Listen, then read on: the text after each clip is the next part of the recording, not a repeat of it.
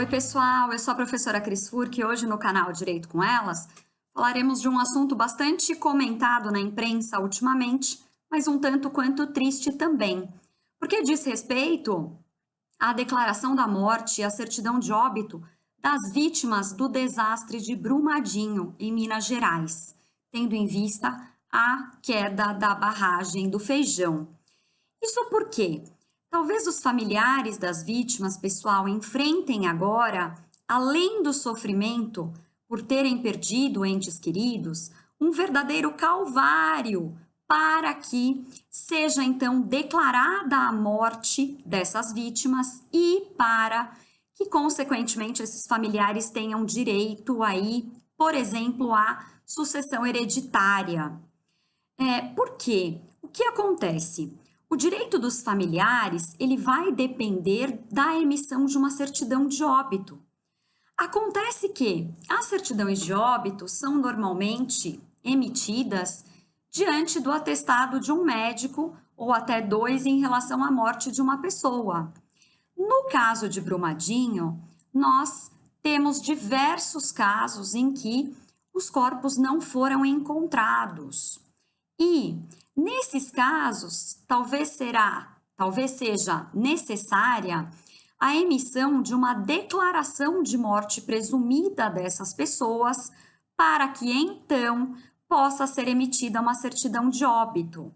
Porque vejam, quando alguém morre, surge a partir daí o direito, por exemplo, à sucessão hereditária em relação aos bens da pessoa, o direito à pensão por morte, o direito ao recebimento de um benefício por seguro de vida, ou até mesmo a questão da extinção do casamento.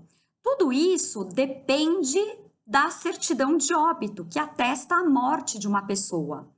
E no caso de Brumadinho, depois de cessadas as buscas essas que continuam, mas que em determinado momento podem cessar, não tendo sido encontrados os corpos, haverá necessidade dos familiares recorrerem à justiça para requererem a declaração da morte presumida dessas vítimas.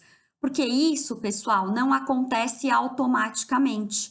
Isso depende necessariamente de uma sentença judicial que possa declarar a morte presumida, nesse caso, sem que antes seja decretada a ausência dessas vítimas, para que seja, portanto, emitida a certidão de óbito, feito o assento do óbito junto ao cartório de registro civil.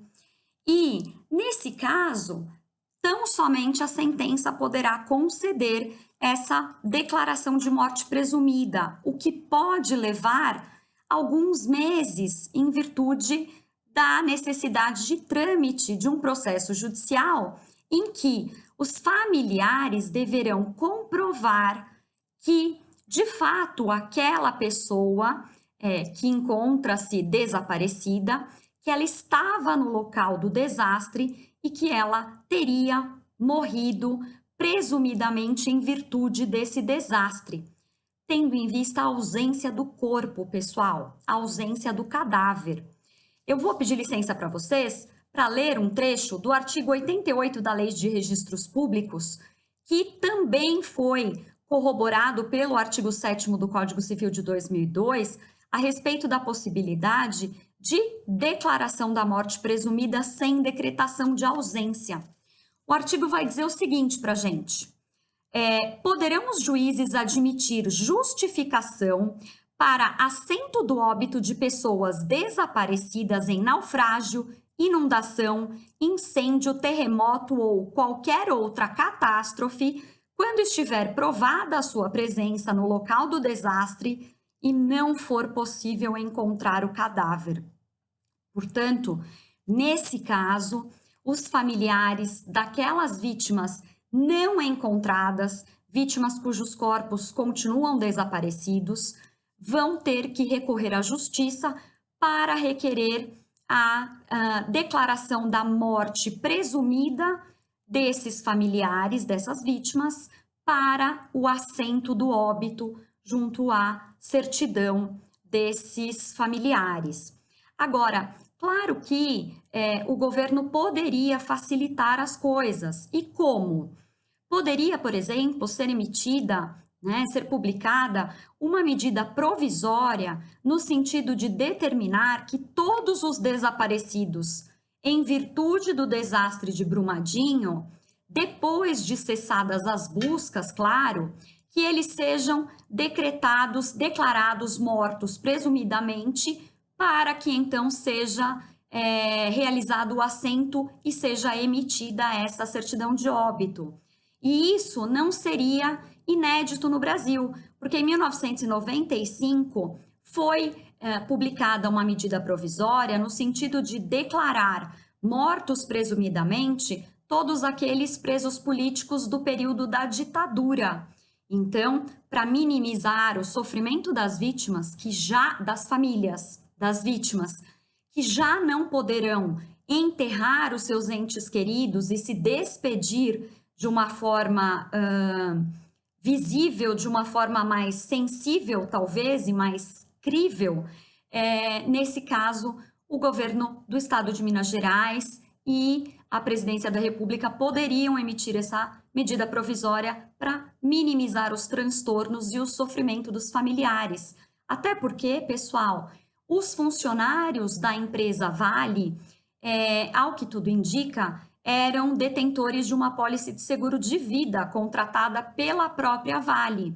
E para que os familiares recebam esse capital segurado, esse capital estipulado na apólice de seguro de vida, será necessária a entrega de uma certidão de óbito.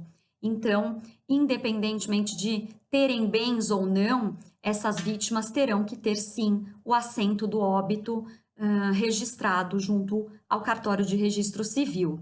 Pessoal, nos enviem as dúvidas, estejam sempre aqui conosco. Um beijo e até o próximo encontro!